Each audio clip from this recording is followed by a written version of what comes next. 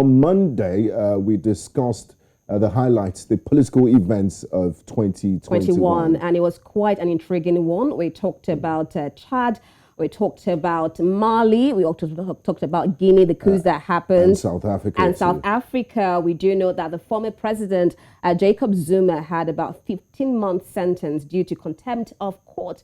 But this week, we're projecting into the year 2022. We're starting the year, and already there's so many issues going on in the political space on the African continent. Exactly. And that brings us to this. Military coups are back, says the United Nations Secretary General Antonio Guterres, while assessing the state of democracy around the world. Announced in September 2021. Since the start of the decade, there's been successful or attempted coups in Mali, Sudan, Guinea, and Niger. The question now is whether those who forcefully took power in the last couple of years and who committed to oversee a transition to civilian rule via the ballot box will do so. But the African Union Agenda 2063 envisions a continent in which there is a universal culture of good governance, democratic values, gender equality, and respect for human rights, justice, and the rule of law.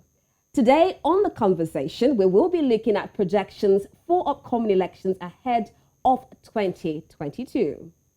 And we have guests with us, Dipo Oyewole. He is a strategy consultant and a public affairs analyst, and Mbulle Nziege Leonard is a research analyst, Africa Risk Consulting. Gentlemen, welcome to The Conversation. Good evening. Good evening. Nice to have you on The Conversation. Now, before we start, the removal of long-time leader Omar al-Bashir in 2019 by the military following months of popular demonstrations marked the start of a 2-year transition. The ousting of the civilian leaders by the military in October 2021 prompted fresh demonstrations and the eventual reinstatement of the interim Prime Minister Abdullah Hamdok. But now, Sudan's Prime Minister Abdullah Hamdok has resigned after another round of mass protests rocked the capital, Khartoum. جنب بلادنا خطر الانزلاق نحو الكارثة والآن تمر بلادنا بمنعطف خطير قد يهدد بقائها كليا في ظل هذا الشتات داخل القوى السياسية والصراعات العدمية بين كل مكونات الانتقال. ورغم ما بذلت يحدث التوافق المنشود والضروري للإيفاء بما وعدنا به المواطن من أمن وسلام وعدالة وحقن لدماء. Abdullah Hamdok has been threatening to throw in the towel for weeks, and he made it official on Sunday. Is Abdullah Hamdok's resignation any surprise to you? I'd like to start with Leonard. Thank you very much for having me on air. The Sudan situation is very telling of the scenario which we're experiencing in Africa over the past 2 to 3 years with respect to the return of military coups as an entrenched form of political transition. And with respect to Sudan, I think the writing was on the wall for Abdullah Hamdok when in November he made the power sharing deal with the military council, and it effectively created a military-run regime because the civilians have more or less been pushed out. And I think from the with respect to Sudan, it was always going to be very difficult for a civilian leader to impose themselves as being at the forefront of the transition, because not just in Sudan, but then in the whole Nile Valley region, the military has been very, very immersed in the political landscape and the political history of these countries. So, in Omar al-Bashir's reign, and even before with the previous Sudanese leaders, the military has always been entrenched in the day-to-day political affairs of the country. And in this context, you could see that General al-Burhan, he was doing as much as possible to create a situation whereby the old standing alliance between the Islamists and the military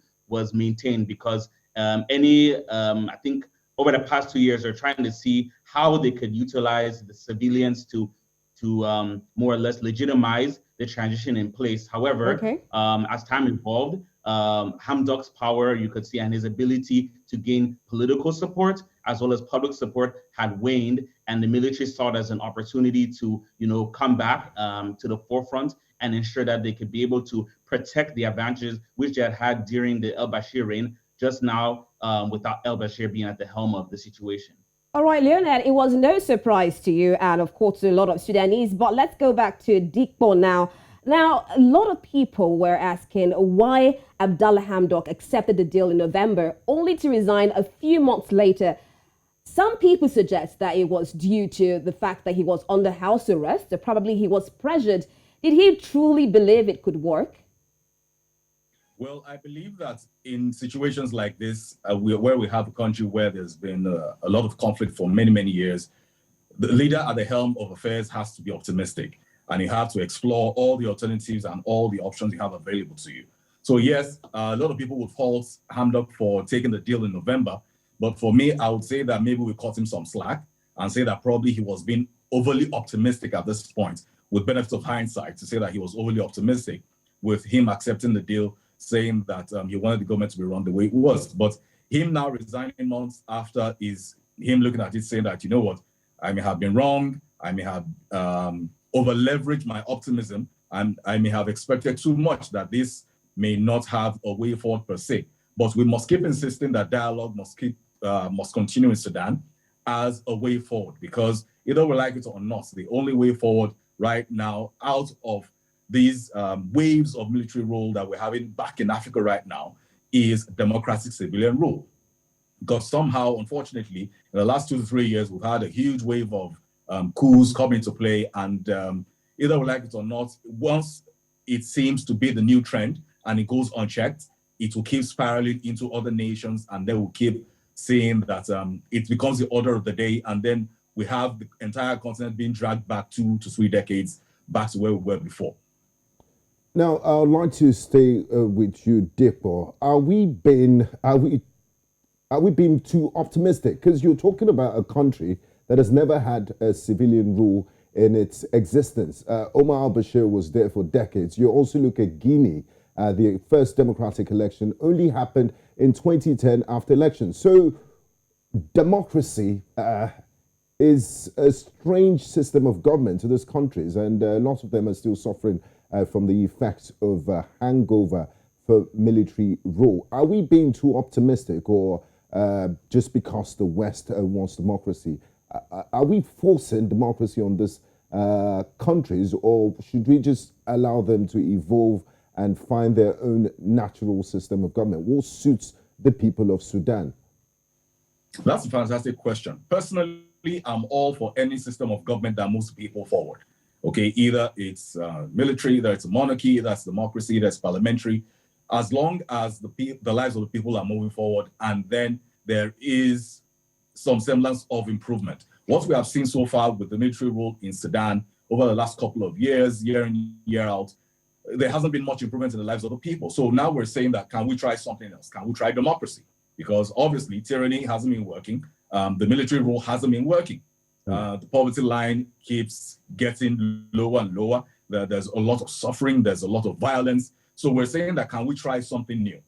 Like I said earlier, I'm for anything that moves the people forward, because in the end, that is the core responsibility of government. That's the core responsibility of any form of leadership in any organization or in any nation, moving the people forward from where they are to where they ought to be. But so far, what we're seeing so far in Sudan hasn't indicated that there's any plan whatsoever from the side of the military to move the people forward in any positive direction. So that's where we're saying, okay, so can we at least try democracy? Because we have seen democracy as a model work in different parts of the world, even in some parts of Africa as well. So yes, we're suggesting that democracy happen, that it be the new system of government there in Sudan, even though it may be new to them. But this much I would say, there's a saying that it is when you wake up that it is morning. Now, we can't say that for the last couple of years or decades that they've been under military rule, that they shouldn't try civilian rule. Yes, it has been that for them, but can they try something new to see if they will have new results? It was quite unfortunate that Prime Minister Hamdok had to resign, but I mean, he had to cave under the pressure, because from where he was sitting, it was obvious at the time that there was no way forward. But does that mean that they give up? No, they need to take another run at it to see how these things will work. All right, I'm liking your spirit of optimism, Leonard, but we'll get back to this. Leonard and Dipo will go for a quick break. And when we come back, we'll be delving into situations in Mali. Don't go anywhere.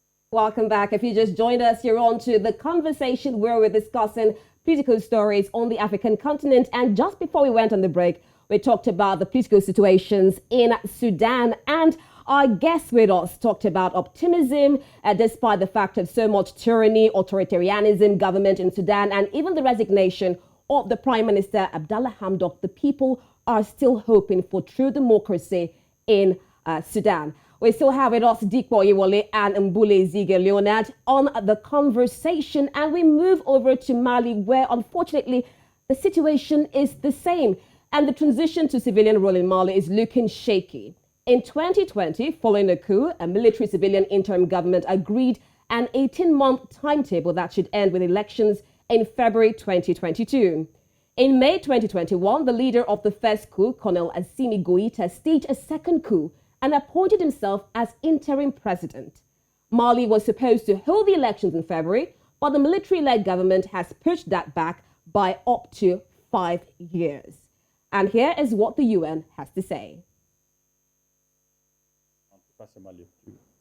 C'est pas un procès impliquant beaucoup d'acteurs, et j'estime que dans notre analyse, nous devrons aussi intégrer cela, et j'appelle à la sagesse de la société civile, des autres acteurs, pour éviter qu'un pays comme le Burkina, qui est cité comme exemple sur un certain nombre de choses, ne puisse pas retomber dans une crise comme ce qui se passe ailleurs.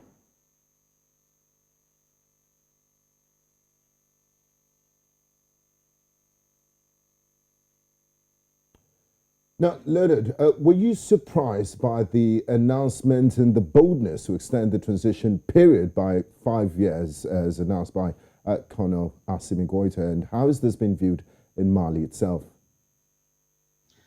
Not surprised at all, because what you have with the current Mali situation is that first and foremost, you can see was a rejection of the ECOWAS standpoint, whereby ECOWAS wanted the Malian transition body to have elections in the space of 6 months. That would have been in February. And looking at the long-standing issues that have befallen Mali ever since the coup of 2012 till now, going to elections would just be repeating. It would be basically repeating the mistakes that have been done in the past, because in 2013, you had the interim government, and then you had the French intervention, which at least enabled Malian government to have control of a large part of the territory of the country. And then subsequently, you had former President Keita, who came to power. However, he came into power, and then there was issues that he met when he came to power were not resolved. And that's what led to the coup. And, you know, some of these issues pertain to political corruption, the inability to solve Mali's recurring security issues, the inability to improve the socioeconomic well-being of Malian citizens. And with ECOWAS and the international community, they're basically saying that, you know what, just bring in a new leader and then they'll come and handle those things. But then the way that the military transition body is approaching it is that, no, we can't keep using the same approach to the same problems. Give us a bit more time, and then from there we'll be able to see how we can take a different approach to these long-standing issues. Because even though the first military coup occurred in 2012, some of the issues pertaining to, for example, the issue of the Tuaregs, they've been long-standing since the 1960s. Even during the 20-year period where Mali established itself as one of the most consolidated democracies on the continent, you know, there were a lot of issues pertaining to poor governance, the non-presence of the state administration across the country. And that's one of the reasons that led to the infiltration of jihadists, the failure to put in place an economic system which enables Malians to improve their livelihood. So the ECOWAS standpoint of just putting in place, of organizing elections, would probably just create a scenario which leads to another coup, and that could also have problems with respect to the rest of the region, as we already see at this point in time. All right, Leonard, you're saying the time is too short, 6 months, and that's why you're of the opinion that 5 years is okay. But Dipo, do you believe that 5 years is okay? Do you believe that 6 months is too short? I believe 5 years is too long, and I don't believe 6 years is too short. If we cast our mind back to August of 2020, when the first coup happened, and then there was a lot of backlash from the international community, the AU, ECOWAS, everyone. I find it quite interesting when you say that there was an agreement for 18 months. If we remember correctly, what happened was when the coup happened, and then there was so much condemnation, it was the people that came into power by the coup that then suggested, saying that, okay, you know what, we didn't come to power to seize power and then stay here indefinitely. We're open to having a conversation around returning the government back to civilian rule in 18 months, which for them at the time was strategic, and it somewhat gave them some form of legitimacy with the people, because they came into the entire system saying that they were there at the behest of the people, and then they had support of the people as well. So they had to do that strategically to say that, you know what, in 18 months, we're not here to seize power, but in 18 months, we're open to returning power back to civilian rule. So the question is, if they had made that statement or come to that agreement, as you say, in good faith in the first place, there would have been preparations from then up until now, because ideally elections were supposed to hold next February. All right, Dipo, which is next month. Sorry to butt in there now. You're saying 5 years is too long, but if you look at it, we know that there was actually a meeting of the national consultation process where they had an option of 5 months to 5 years, and the military chose 5 years. So do you think that this transition period which the military has chosen was lent credence to the consultation, because they gave an option to the military? You said 5 months or 5 years, and the military chose 5 years. So do we blame the military for choosing 5 years at this point in time? Well, we can't blame them, because in the end, like you said, it's the option they were given. But that being said, that option shouldn't have been on the table, because 5 years for me is too long. Either we like it or not, a lot can happen in 5 years. They get to consolidate their authority, their power in 5 years. And who says that we won't end up having this same conversation in 5 years? So for me, I mean, anyone would have asked, they wouldn't have chosen 5 months. Let's be realistic. They have been in power for like 17 months now, and they have seen what it is to be in power and to be in charge of a nation. They have seen the benefits, they have seen the financial side of it, and every other side of it. Everybody in that situation would not want to relinquish power. So giving them the alternative of 5 years, for me, was a huge mistake. And I don't think that they will have chosen the 5 months in the first place. But that being said, I'll still go back to how the entire thing started and how it wasn't done in good faith, and how it was a bit too optimistic for us to assume that they were going to allow elections hold in 18 months. I expected it to happen much longer than 18 months, because they did that strategically at the time to have a semblance of doing the will of the people. Now, I'd like to bring in Leonard here. If you know the geography and the current security situation in Mali, you would understand that the security situation is not conducive for elections at the moment. You have Al-Qaeda in the Islamic Maghreb, you have Islamic State West African province holding vast swaths of Malian territory. And then you have ECOWAS, an African Union with the international community, applying pressure to the military junta in Mali to hold elections. In your opinion, the security situation in Mali right now, as we speak, is it conducive for elections to hold at the moment? Well, first and foremost, a point of correction. I didn't support the idea of them holding the transition for 5 years. I just said I was not surprised. I believe that maybe the 5 year period is a lot, but then at the same time, it can be used as leverage. They might not exhaust that period. Now, before I get into, to better answer the question, one thing you need to understand is that the nature of the coup, just like you have different forms of democracy, you have different types of military coups. What you had, for instance, in Sudan was an institutional coup, whereby the military officials were trying as much as possible to preserve the status quo before a civilian transition could really take hold. What you had, on the other hand, in Mali, was you had a rejection of incumbents, whereby, as you said, you had leaders, democratically elected civilian leaders, who have been unable to resolve the prevailing problems. And and they were accentuated, for example, by rigged elections in 2020, and the inability for the leaders to really step up and own up to these shortcomings they had, and as a result, that led to the coup. And one of the major issues was security. Mali is not in a position at present to be able to hold free and fair elections, which would enable as many participants as possible, because they're parts of the country which are literally littered with all types of armed groups. You talk about jihadists, but you also have, in addition to the jihadists, you also have self-defense groups, some of them which are beyond the scope of government control. You have such a large proliferation of arms. And then you add to the fact that you have the French Opération Barkhane, which have been in place since 2013.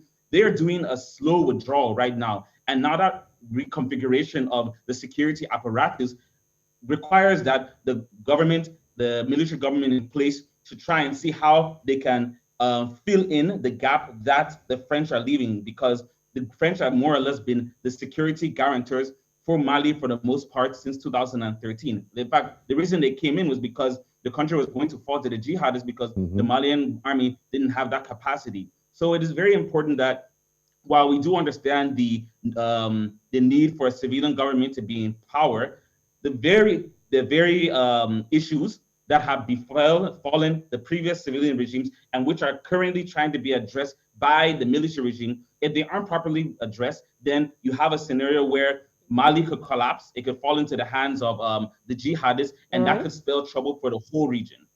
There's a lot of security concerns going on there in Mali. Now we have security threatening Mali in the midst of political instability. We also have the opposition now, because while the military went for a 5 years break to conduct an election, opposition parties in Mali have also said that they are not up for it. Meanwhile, ECOWAS has issued Mali and Guinea with a lot of sanctions. Well, we'll go for a quick break now. We'll be right back with the conversation. We'll get to know what exactly is happening on the political scene in Chad. Stay tuned.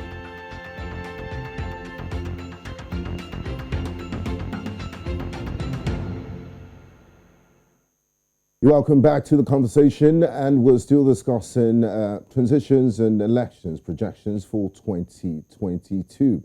Now, the needle has moved us to Chad. In April of 2021, it brought presidential elections in Chad. Incumbent President Idriss Deby, who served for 5 consecutive terms since seizing power in the 1990s through a coup d'etat, won a 6th presidential term. His election was unfortunately short-lived as he died in battle, and his son, Mohamed Deby Itno, took over the reins of power in his country. Now, let me come to you, Dipo. A lot of criticisms trailed the taking over of power from Idriss Deby by his son, Mohamed. They said constitutionally it was illegal and that Chad is not a monarchy. Now, he has announced he did announce an 18-month transitional period there. And we've seen some form of similarities with Mali and what happens when people plan coups in Sudan. They never stick to those transition periods. Are you optimistic that this 18-month transition period that Mohamed Idriss Deby Itno announced will be adhered to? No, I am not. In any way possible, I am not. And don't you find it interesting that he also said 18 months? So you see why I said... Is there a cliche with 18 months there? Yes. So there's a playbook here that we have to recognize, that they're being strategic. Because, I mean, this is 2022. All this happened in 2021. I think it would have been quite reckless for you to come into power that way and then not make a statement or not appear to be for a transitional government. It was just pure strategy. And that's why he said, okay, you know what, in 18 months, we'll transition back into civilian role, even though I don't see that happening. But that being said, we only can keep our fingers crossed. Maybe we can also have some form of optimism, but I am not quite optimistic that they will stick to that timetable of 18 months, because I see them pushing it further. And that's why I'm very concerned with the issue with Mali, because either we like it or not, certain things happen in certain places and they always set a precedence. Chad to Mali, they're not quite far from each other. They're practically neighbors. So we need to be very careful with how all these issues are being handled and how they can always spiral into other parts of the continent as well. So that's why, for me, I was saying that the whole conversation with Mali and 5 years was too long, because either we like it or not, we will be setting a precedence somewhere, somehow, that it is okay for you to seize power somewhere, and then the day after a lot of condemnation, say that, you know what, I'm not power grabbing, I'm only here to ensure that the government is stable, and in 18 months, I'll be handing over to another government. That, for me, has now become a playbook, and I think that we know better, and there is a lot that needs to be done on the face of the continent with regards to having coups and these pseudo-transitional governments being in power.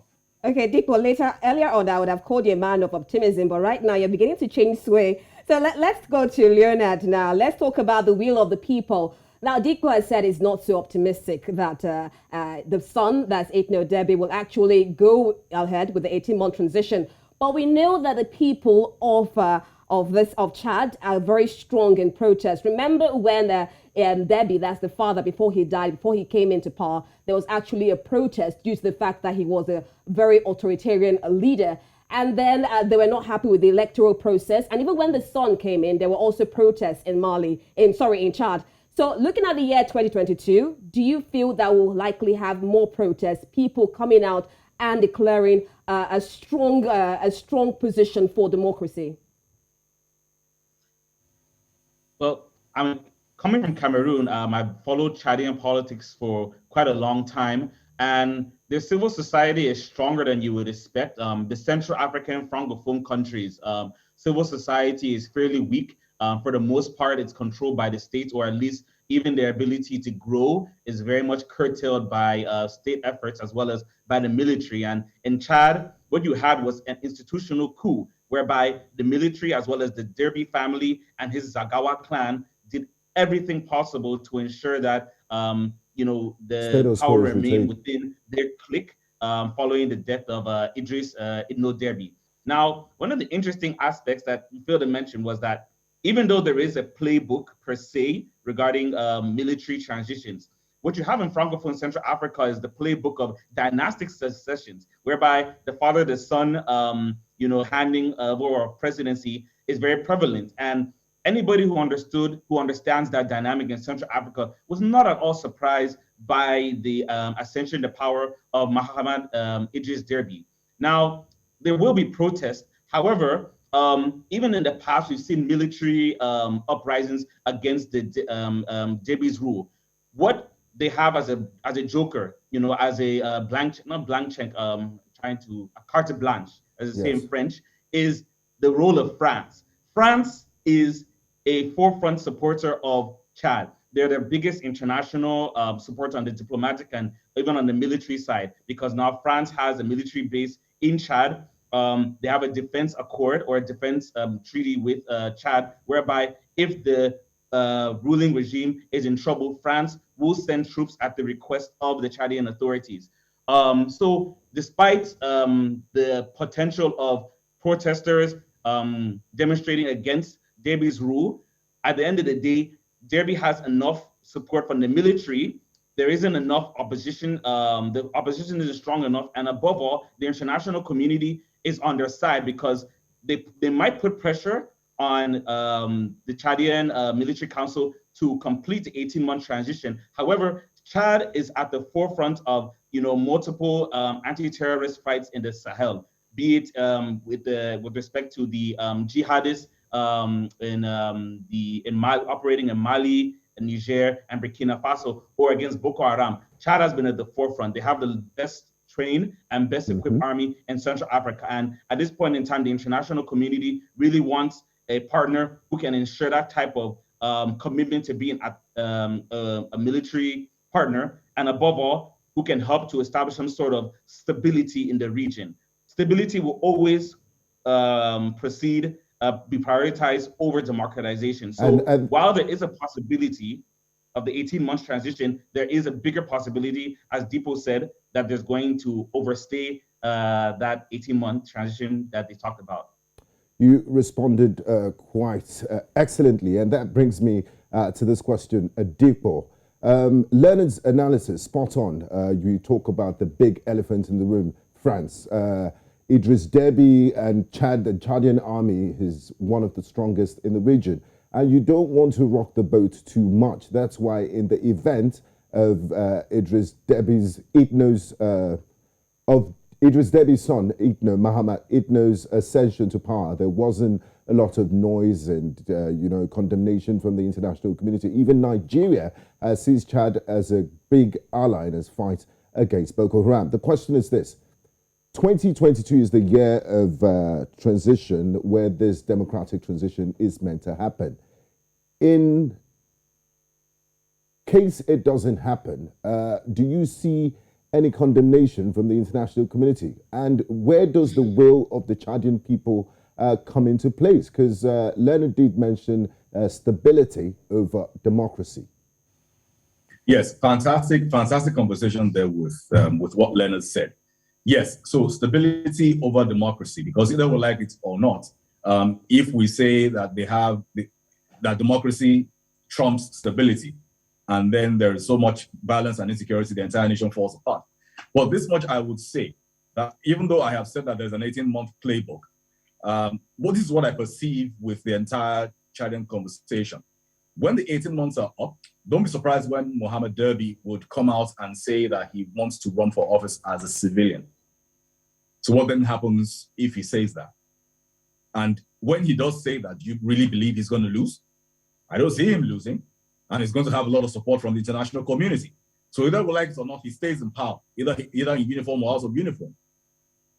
Okay, thank you so much, Dipo, for that analysis there. It's quite funny seeing a civilian rule. For our viewers out there, we had Idriss Deby rule for 30 years in Chad. And then while he was going for another election, he actually won in 2021. He died on the battlefield, and then his son took over. Now, this is how politics in the African continent goes, and it's quite interesting. But now let's turn our attention to events in Guinea, where it's almost the same situation, but of course, a bit of ticks.